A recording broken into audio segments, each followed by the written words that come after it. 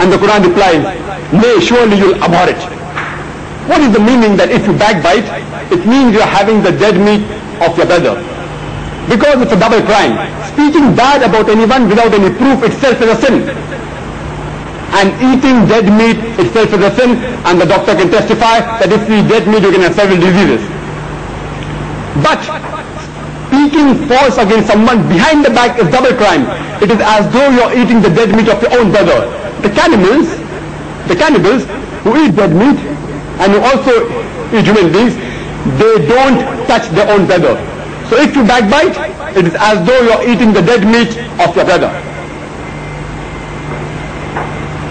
Now some people may say that freedom of speech, if you speak or if you write, does not harm anyone physically.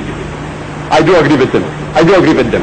But let me tell you, many a times the mental torture is much more harmful than physical torture. It is much more long-lasting than physical torture. I'd like to give an example.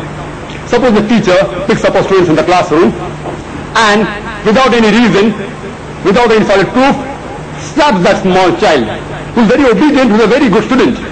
That child will feel the pain of the slap for a few seconds or maybe for a few minutes. But the mental trauma that he was insulted in front of the classroom is much more lasting and much more damaging. Let's take another example. If a teacher without a reason calls that same child in the staff room and slaps him. And take another example, that the teacher in front of the classroom abuses that child, abuses that student, calls him a cheat, calls it a fake, and all sorts of nonsense. Let me tell you that the second example of the teacher insulting that student, calling him a cheat and giving him offensive name is much more harmful as compared to slapping him in a small closed room with no one around. So speech and writing can cause more harm, sometimes, not always, than physical torture. Therefore it is said that pen is mightier than the sword. Now what does Quran talk about freedom of speech? Quran is one of the only holy scriptures which I know of which gives mankind a way how to prove the Quran wrong. It tells the people that if you want to prove the Quran wrong, do so and so things, and it gives several challenges. Amongst one of the challenges is from Surah Nisa, chapter number 4, which states, أَفَلَا يَتَدَبَّرُونَ الْقُرْآنَ وَلَوْ كَانَ مِنْ عِنْدِ غَيْرِ اللَّهِ لَوَجَدُوا فِيهِ اخْتِلَافًا كَثِيرًا. They do not consider the Quran with care. Had it been from anyone besides Allah, there would have been many discrepancies, there would have been many contradictions. So if any human being, maybe a Muslim or non-Muslim, if he wants to prove the Quran wrong, the only thing he has to do is take out false from the Quran. It is so easy to prove the Quran wrong. But same time Quran says, قُلْ هَاتُوا بُرْهَانَكُمْ, produce your proof, in kuntum sadiqin, but if you are truthful, produce your proof. All these so-called giants of literature, Salman Rushdie as well as Taslima Nasrin, do they think they have gained proof for the allegation against the Quran? قُلْ هَاتُوا بُرْهَانَكُمْ, produce your proof. But if you are speaking the truth, Quran gives freedom of speech, Islam gives freedom of speech, but with proof. Some people, as we know, many of the Indian journalists as well as writers, they quote the Quran out of context. They misquote the Quran. The very famous quotation which I believe all of you may be knowing, that Quran mentions, wherever you find a kafir, you kill him. Indirectly Quran is saying that wherever you find a Hindu, the Muslim should kill him. Let me tell you, the word kafir does not mean a Hindu. It means a person who conceals the truth. It means a person who rejects the truth. And have we given the context? Or let me give an example. Suppose America and Vietnam, they're having a war against each other. And during the battlefield, the American president or the Army General of America gives an order that wherever you find Vietnamese, you kill them. And later on, that thing happened decades earlier, several years ago, and today you say that the American president said that wherever you find a Vietnamese, you kill him. It's out of context. He was saying it in the battlefield, because during the battlefield, the opposite party was the enemy, and if they are going to try to kill you, you have to defend, you have to fight. So in the same fashion, the Quran mentions that when these unbelievers come to attack you, come to kill you, don't get scared. Fight them. And if necessary, kill them in context. Only those people who are fighting against you, not innocent people.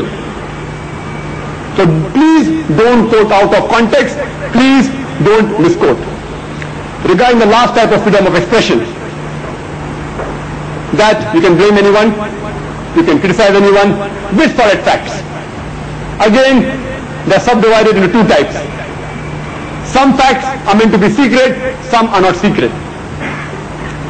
Suppose a government official working in the American government, he tells all the details of the American Army, of the American Navy, of the American Air Force to the enemy.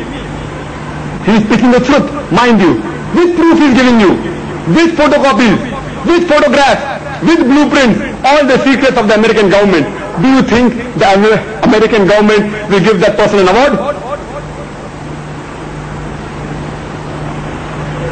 If someone does that to same to the Indian government, do you think the Indian government will give that traitor an award? Will it give that person a Bharat Ratna? Surely not. It will hold him on trial and punish him. So such type of truth which are meant to be secret, if revealed, Quran is against. He is called a munafiq, a hypocrite. Come to the last type, that can you speak against, can you defame, can you criticize with proof, which is not a secret.